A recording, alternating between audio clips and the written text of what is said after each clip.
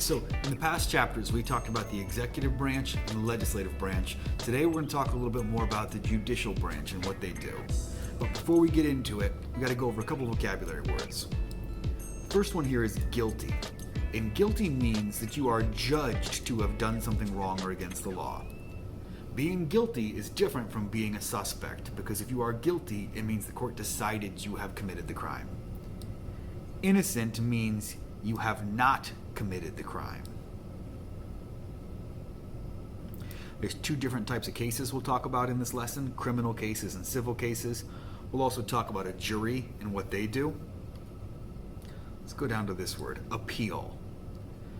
An appeal, when you're talking about courts, is a second look at a court case.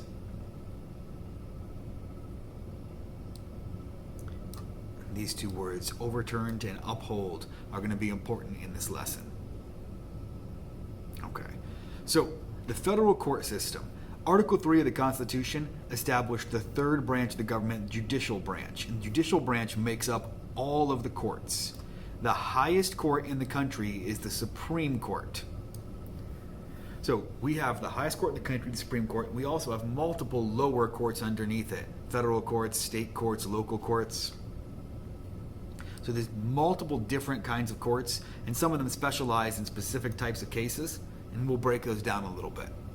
So our system of law says that when you are accused of a crime, the judge and the jury will decide if you are guilty or innocent. And the Constitution says that you are innocent until proven guilty. So what that means is if they suspect you of a crime and they cannot prove you committed the crime beyond a reasonable doubt, you are supposed to be let free. So they have to prove you did it. The burden of proof is on them. They have to prove that you committed the crime. So most criminal cases are heard in state courts, but federal courts handle cases as well. I'm going to give you a couple examples. They handle cases dealing with the Constitution. So if something violates the Constitution or one of your amendments, that type of case might get escalated all the way to a federal court. They handle cases dealing with federal laws. So like tax evasion, stealing mail fraud, banking, all of those things are things that could go to federal court. And cases dealing with more than one state. So if you are committing a crime, let's say you run a black market ring selling stolen goods, and if you're selling in Ohio, West Virginia, New York, Pennsylvania, there's a good chance you're going to federal court because you're involving more than one jurisdiction. So the lowest federal courts are called district courts. There's about 91 of them spread across the United States.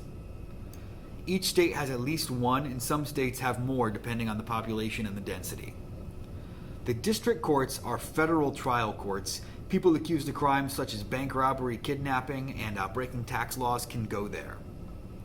They hear criminal cases and they hear civil cases. So a criminal case means you are accused of breaking a law. A civil case is different because a civil case is handling things that are like broken contracts. So like if you pay someone to remodel your house, and you pay them the money, they sign a contract, and they don't complete the job, and they leave you with a big hole in your roof and your sink's not working, that would be a criminal, or that would be a civil case, because they didn't break any laws, they broke an agreement.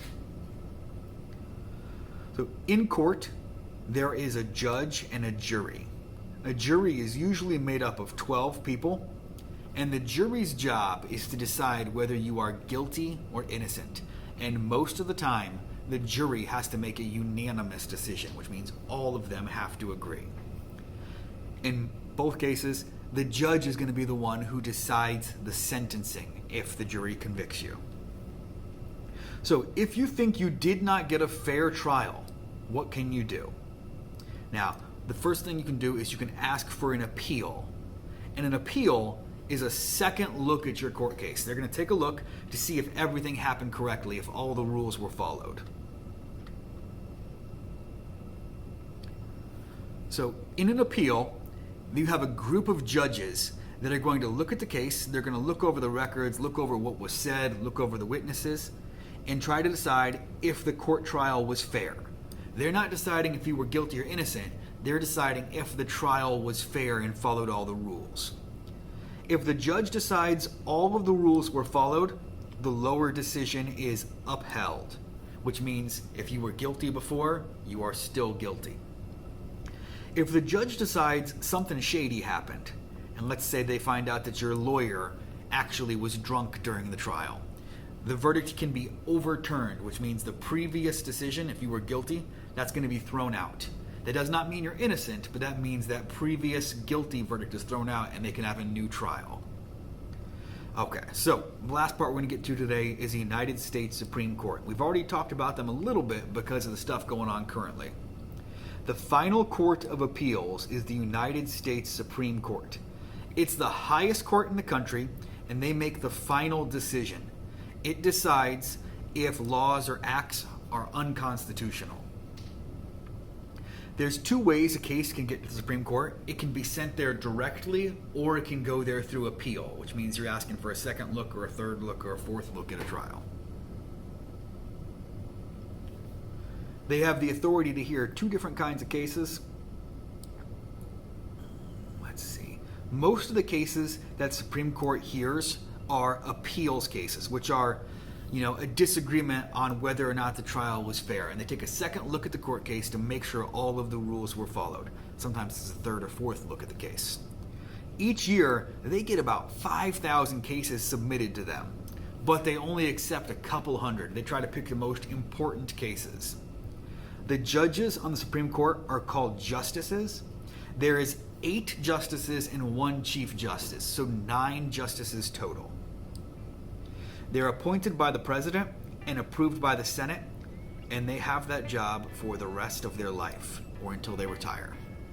So some people think that that's unfair. They should have a term limit. They've talked about making the term limit 18 years. They've talked about a couple different things. What do you guys think? Should they be appointed for life, or is that too long? Okay, so I need you guys to open up Google Classroom and go to Chapter 9, Lesson 1 worksheet.